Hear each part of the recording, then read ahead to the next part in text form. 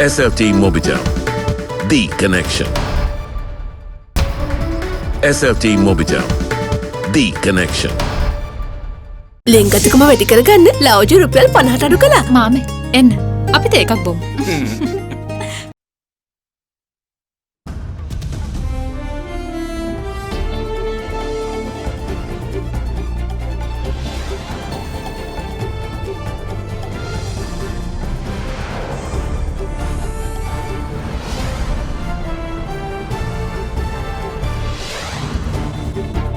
Tonight, the carrot.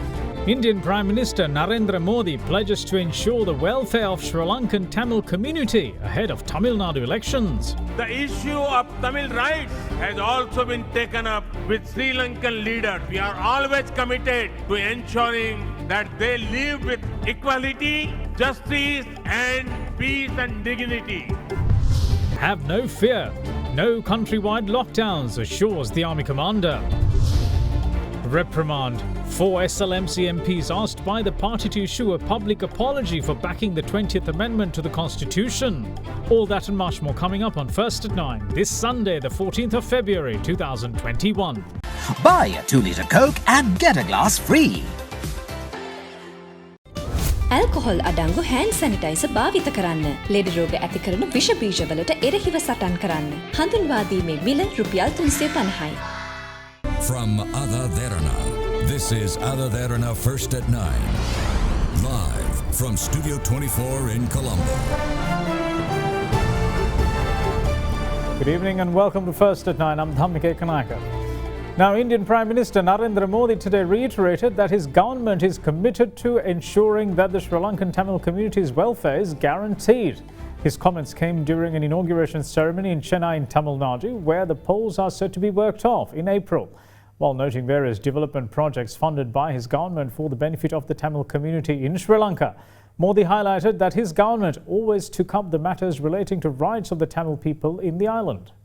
Our government has always taken care of the welfare and aspiration of our Tamil brothers and sisters in Sri Lanka. It is my honor to have been the only Indian PM to visit Jaffna. Through development work, we are ensuring welfare of Sri Lankan's Tamil community. Resources given by our government for Tamils have been much more than in the past. The projects include 50,000 houses for displaced Tamils in northeastern Sri Lanka, 4,000 houses in the plantation areas. On the health side, we finance a free ambulance services which is widely used by the Tamil community. A hospital has been built in Dikoya to boost connectivity. The railway network to Jaffna and to Mannar is being rebuilt.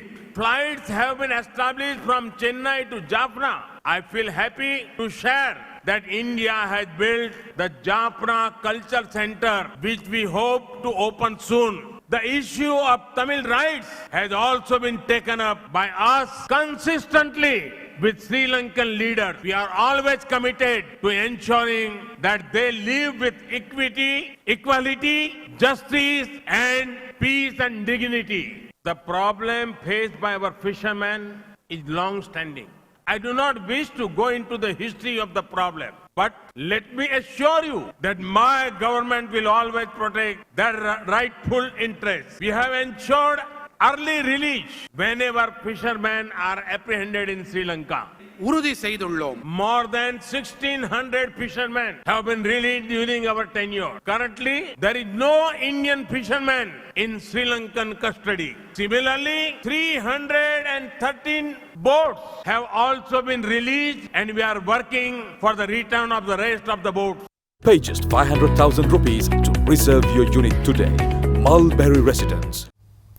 Now, Foreign Minister Dinesh Gunawardene insists that China had no hand in the recent trade union protests which forced the government to abandon plans to develop the East Container Terminal with investment from an Indian company. Now, during an interview with a foreign media outlet, the minister also added that a few countries, including Sri Lanka, have been targeted by the report of the UN High Commissioner for Human Rights, and pages upon pages of the report have been allocated just for the country's internal administration matters. The 46th regular session of the UNHRC is set to commence on the 22nd of this month. when asked to give a time frame for the implementation of the 13th Amendment to the Constitution. The Foreign Minister had this to say. When asked to comment on a possible resolution against Sri Lanka at the UN Human Rights Council, Minister Gunawardena had this to say. Now, in the meantime, Sri Lanka's permanent representative to the United Nations, Mohan Peiris, accuses the global community of doing very little to prevent children from being brainwashed into hating other nationalities by non-state actors. Addressing a virtual event on the International Day Against the Use of Child Soldiers recently, Peiris added that global community has left the situation unaddressed, passively allowing the glorification of terror. He also called on the other nations to prevent non-state entities from furthering their cause of terror with the utilization of the same procedures used to foster and propagate ideals of humanity at the United Nations. Sri Lanka's permanent representative to the United Nations, Mohan Peiris, addressed a virtual event titled Early Warning to Early Action Implementing the Vancouver Principles to Prevent and End the Recruitment and Use of Child Soldiers on the International Day Against the Use of Child Soldiers, which fell recently. During his address, Sri Lanka's permanent representative to the UN said that Sri Lanka experienced the sad phenomenon of child soldiers at the hands of a group of non-state actors that terrorized the country for nearly 30 years, adding that following the neutralization of this group in 2009, the government of Sri Lanka undertook the substantial task of rehabilitating these children and reuniting them with their families. In reference to the terrorist group LTTE, Peiris highlighted that while the actual child soldiers created by this group were physically in Sri Lanka, they were being aided, sponsored and glorified by segments of the diaspora abroad. He noted, quote, "Unfortunately, we have witnessed children living in thousands of miles away from Sri Lanka taking part in ceremonies that glorified child soldiers and to raise funds for this group of non-state actors. The modus operandi included the use of schools, particularly in foreign countries, ostensibly for the purpose of imparting knowledge on culture and language to diaspora children, under the fine and laudable cover of teaching the younger generation their culture and values. Something far more sinister and scarring was being carried out, and that is the brainwashing of small children into a state of hate of nationalities they are falsely made to believe were antagonistic to them. We have found that some of these institutions had very close associations with this group of non-state actors and were actually their front organizations and were being used to propagate their illegal activities overseas as well as a source of income. Indeed, in Europe alone, there were more than 350 such institutions with nearly 20,000 students." Unquote. Sri Lanka's permanent representative to the United Nations added that the international community is doing very little about the situation while passively allowing the glorification of terror. He noted that it has gone on unabated and unnoticed and has led to the systematic radicalization of Tamil youth. Yet again, referring to the LTTE, Peiris said that it is evident that systematic psychological conditioning of students to become martyrs and terrorists started with this group of non-state actors long before it manifested itself in Islamist madrasas. Further, quote, "This is extremely unfortunate and continues even today. It is important that in our effort to combat this gruesome ordeal, we do not forget the sophisticated mechanization of various non-state actors to further their cause of terror. Our efforts to move forward on these issues must ensure that we do not allow them to use the same procedures that we use to foster and propagate our ideals of humanity at the UN for their own purpose." Unquote. Now then, there will not be any countrywide lockdown as propagated via the rumour mill. The assurance comes from the head of the National Operations Centre for the Prevention of COVID-19 himself, Army Commander General Shavendra Silva.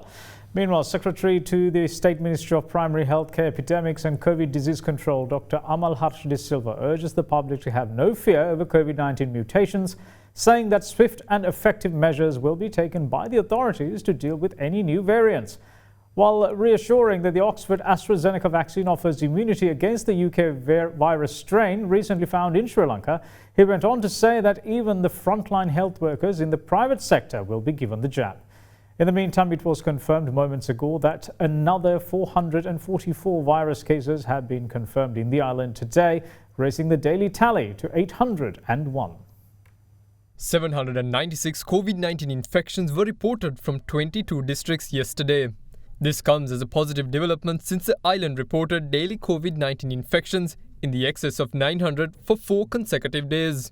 280 of the infections confirmed yesterday are from the district of Colombo, while the Gampha district reported 128 cases.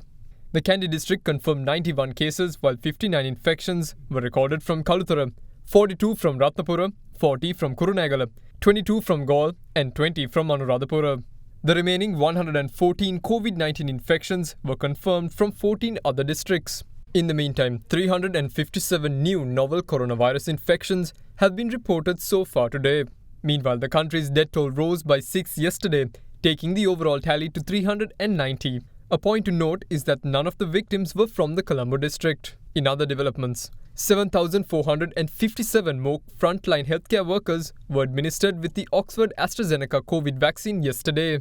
Since the country began its vaccination drive on the 29th of January, 186,654 frontline healthcare workers and Triforce personnel have been immunized against the virus. Oxford AstraZeneca එන්නත මේ රටේ ජනතාවට වඩාත්ම සුදුසු වෙන්නත කියලා අපේ රටේ සියලු විශේෂඥවරුන් අනුමත කරාට පස්සේ තමයි අපි මේ එන්නත ලබා දීලා තියෙන්නේ. එහි දෙවන තොගය මුලින් ප්‍රධානයක් විදිහට ලැබුණාට එතනින් පසු අපිට මිලදී ගැනීමක් කරන්න ඕන. රාජ්‍ය ඖෂධ නීතිගත සංස්ථාව මේ වෙනකොට ඇනවුම ලබා දීලා තියෙනවා. ඉදිරි දින දෙක ඇතුළත මම හිතනවා අපිට ගෙවීම් සිදු කරලා අපි බලාපොරොත්තු වෙනවා තවත් එන්නත් ලක්ෂ 5ක ප්‍රමාණයක් ඉදිරි Now we are rolling out the vaccine very effectively for the frontline health workers and the Triforces and police. We also have extended the protection of the vaccine to the private healthcare providers of Sri Lanka. Now major hospitals were given the vaccine after getting their lists of people who are in the front end, and the ministry has very particularly looked at the lists, and therefore we have included only the people who are really at risk in the private healthcare sector to be given the vaccine. Also we are trying to cover the general practitioners and the individual practitioners in the country on Wednesday and letting them have the vaccine in major hospitals. The front end of healthcare will be completely protected in the near future. There are issues that people raise stating that one vial can give 11 people. All those things should be decided by the expert committee in the Ministry of Health. What we are going by right now is the manufacturer's recommendation. If the manufacturer says that this vial can give only 10 people, we are going by that. But in the meantime, if after immunizing 10 people, there is more than 0.5 ml in the vaccine vial, it should be given to another person. This type of things are being very easily understood by the front end of healthcare. We have so much of experts at the front end. They will definitely take action accordingly. Therefore, I don't think that there is anybody who will throw out vaccine vial with more than 0.5 ml in the vial itself. Therefore, but as a ministry, when we give guidelines, we should follow the manufacturer's recommendation. Therefore, I think it's up to the front end of healthcare who is giving the vaccine to decide on these matters. Dr. De Silva, in the meantime, also went on to say that the virus mutations are very natural and that the public should not have any fears regarding the matter. There is another fear that is creating in the society that the new variants of the virus is coming to Sri Lanka. Virus is always changing. It's also like the weather. Therefore, the mutations are very common in viruses. Therefore, this new variant, that there are some labs which are trying to chase after the new variant, and we will monitor all those details and then take actions effectively. Now, we cannot rush into decisions, but proactively see the results and then discuss with our expert panels to see how we are going to face the variations of the viruses. Therefore, I think, we will inform the public in due time once we get the consensus among the medical specialists how to deal with the situation. But one thing good is that this vaccine, Oxford AstraZeneca vaccine, is covering the new variant as well. Meanwhile, Sri Lanka's overall number of COVID-19 recoveries rose by 865 today, pushing the total number to 68,696. This puts the country's number of active COVID-19 cases at 6,123. Now, former Speaker of Parliament W.J.M. Lokubandara has passed away this evening at the age of 80. He was under medical care for COVID-19 at the Infectious Disease Hospital at the time of his passing. Lokubandara tested positive for COVID-19 earlier this month. Entering politics in 1977, Lokubandara became the Speaker of Parliament in 2004 and held the position until 2010. He also held several ministerial portfolios in several governments.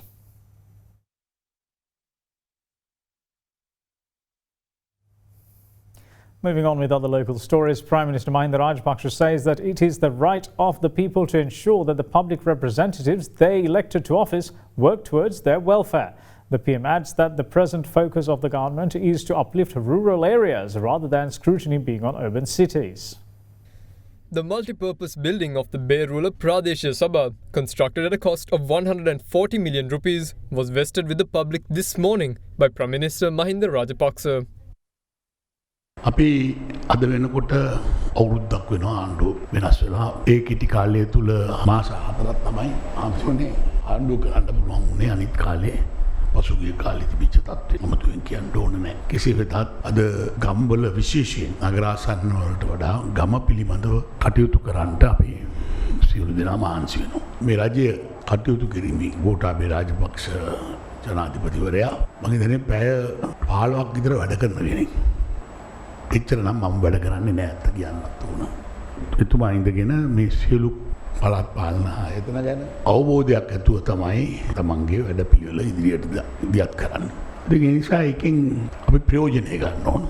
ආණ්ඩුවක් පිහිටවලා ඒ ආණ්ඩුවෙන් පුළුවන් තරම් ප්‍රයෝජනය ගැනීම ජනසාව සතු වගකීමක් වශයෙන් තමයි මම දාගන්නේ. ඒ නිසා තමන් පත් කරන മന്ത്രിවරයා, තමන් පත් කරන සභාපතිවරයා පත් කරගත්තට පස්සේ ඔබේ වගකීම තමයි ඕගෙන් ප්‍රදේශය සඳහා ඔවුන් ලවා වැඩ කරවා ගැනීම. ඒ අයිතිය ඔබ පාවිච්චි කරයි කියන විශ්වාසය අපිට තියෙනවා. The Sri Lanka Muslim Congress has asked 4 of its parliamentarians who backed the 20th Amendment to the Constitution to issue a public apology over the move. The party's Supreme Council met yesterday to discuss the course of action pertaining to the 4 MPs in question. The Supreme Council of the Sri Lanka Muslim Congress convened last evening at the party's office in Colombo. During the meeting, the disciplinary action to be taken against the 4 SLMC MPs, namely Faisal Qasim, H.M.M. Haris, M.S. Tawfiq, and Nazir Ahmad, who backed the 20th Amendment to the Constitution, had been discussed. It had been decided at the meeting that the 4 parliamentarians should seek forgiveness from the people. Following the Supreme Council meeting of the SLMC, its MPs had this to say. Sri Lanka Muslim Congress පාර්ලිමේන්තු මන්ත්‍රී අපි 4 දෙනාම 20 වෙනි සංශෝධනයකට අපි සහාය දුන්නේ කාරණේ අපේ මුස්ලිම් මරසිරු භූමි දාන කරන්න දෙන කියලා පොරොන්දුෙන් තමයි අපි ඒකට අපි සහාය දුන්නේ. අපි අද වෙනකන් අපිට ඒකට සහායයක් හම්බෙලා නැහැ. අද අප උත්තරීතර මණ්ඩලයේ අපේ මන්ත්‍රීවරුන්ගේ ක්‍රියාකලාපය විශේෂයෙන්ම 20 වෙනි සංශෝධනයට සහයෝගය දීම පිළිබඳව තම තමන්ගේ නිදහසට කරුණු කීමේ මේ අදහසින් අපි ඒක කැඳවලා තිබුණා. තම තමන්ට මේ අවස්ථාවේදී ඇති වුණු බලපෑම් මුඩ අපි මේ සහයෝගය ලබා දුන් බවට කිව්වට අපේ උත්තරීතර මණ්ඩලයේ දැඩි ලෙස මේ മന്ത്രിවරුන්ගේ ක්‍රියාකලාපය විවේචනයට පත් වුණා. අපේ മന്ത്രി කණ්ඩායමෙන් ඉල්ලා සිටියා යම් බලාපොරොත්තුවෙන් දුන්න සහයෝගයට දැක්වූ ප්‍රතිචාරය පිළිබඳව තමන්ගේ කනගාටුවත් පළ කරන අතර තමන් අතෙන් සිදු වුණු මේ වැරද්දට මහජනයාගෙන් සමාව ඉල්ලිය යුතුයි. මේ മന്ത്രിවරු එකඟ වුණා අද මේ පෘති සාකච්ඡාවේදී මහජනතාවගෙන් සමාව අයදෙනවයි කියන පොරොන්දුවක් ලබා දුන්නා. අපි මේ පිළිබඳව සවන් දීගෙන සිටියට මේ කාරණාව හරි ආකාරයට සිදු වුණේ නැති බව මම කියා සිටිය යුතුයි. මේ පිළිබඳව අපේ උත්තරීතර මණ්ඩලයේ සමාජිකයන් පවා කනගාටු වෙනවා. Now, another leg of opposition leader Sajith Premadas's mobile service was worked off today, with the Samagi Janabalawege leader pledging more action once a government of his comes to power. During the program, Premadas accused the government of failing to control the prices of goods. The 35th leg of opposition leader Sajith Premadas's mobile service, dubbed Satkarya, was worked off in the area of Suryawewa in Hambantotta today. දැන් මේ වනාලි කළමනාකරන රක්ෂිතයේ අක්කර 65000ක් තියෙනවා. ආයතන 3ක් සතුව තමයි ඉඩම් අයිති තියෙන්නේ. එතකොට මේ රෙගුලාසි ගැසට් කිරීම ඇතුලේ සිද්ධ වෙන්නේ මේ ආයතන 3 සතුව තවදුරටත් ඉඩම් අයිතිය පවත්වාගෙන යමින් මේ රක්ෂිතයේ වනජීවි දෙපාර්තමේන්තුවට දෙන්නද හදන්නේ. එහෙම වුණොත් එහෙම මේ සතා අයිති වනජීවි දෙපාර්තමේන්තුවට නම් ඒ බිමේ අයිතිය දෙන්නේ නැත්තේ ඇයි කියන ප්‍රශ්නය මට තියෙනවා. මේ රක්ෂිතය ගැසට් නොකිරීම ඒක අපේ කාලේ සිදුණු වරදක්. අපි ඒව කියනකොට ඒවට සවන් දුන්නේ නැහැ. සමගි ජන බලවේග රජයක් යටතේ අනිවාර්යෙන්ම නියත වශයෙන්ම මේ රක්ෂිතය ගැසට් කරනවා පමණක් නොවේ මහා පරිමාණයේ ක්‍රියාත්මක වෙන මේ ඉඩම් මංකොල්ලය නතර කරන්නට අපි අනිවාර්යෙන්ම කටයුතු කරනවා කියන එක මම මේ අවස්ථාවේ ප්‍රකාශ කරන්න කැමතියි. Later, the opposition leader addressed the gathering. රජයේ පත් කළා තිබෙන ඇමතිවරයෙක් ඒ ඇමතිවරයාව පුහුණු කරලා තියෙන්නේ 24 පැයම 365 දවසෙම රටට බඩු මිල ගැන බොරු කියන. දැන් ඔය ප්‍රසිද්ධ කරපු මිලට සතුසේ සීනි තියෙනවා. සහල් තියෙනවා. හැබැයි මේ ඇමතිවරයා බොහොම දක්ෂයි. වෙළඳ ඇමතිවරයා හැටියට ගැසට් ගහන. ගැහුව පරිප්පු වලට ගැසට් එකක්. ගැසට් එකත් එක්කම පරිප්පු මිල ඉහළ ගියා. හාල් වලටත් ගැහුව ගැසට් එක. හාල් මිලත් ඉහළ ගියා. සීනි වලට ගැසට් එක විතරක් නෙවෙයි ආණ්ඩුවම එක්කහුව වෙලා රුපියල් බිලියන 10ක් හොරකම් කරා. මේකද මේ රටේ ජනතාව පැතූ වෙනස. We will see you once more on the other side of this break. Bear with us.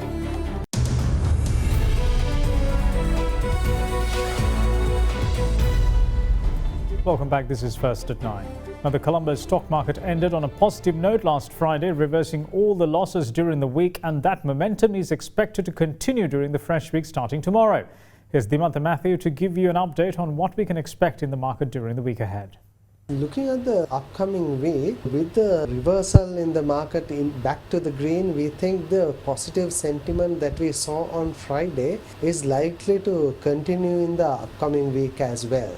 So with this, the mindset is likely to be more positive, and we believe buying interest is likely to continuously, specifically in the manufacturing related counters. In addition to that, we are likely to see more and more results that are likely to be released. So there could be a bit of a profit taking in some of the counters that results are being released. In addition to that, we feel that there could be more buying interest coming into the blue chip counters. Turnover levels are also likely to be healthy. However, we feel that turnover levels are likely to be in the range of 5 to 6 billion.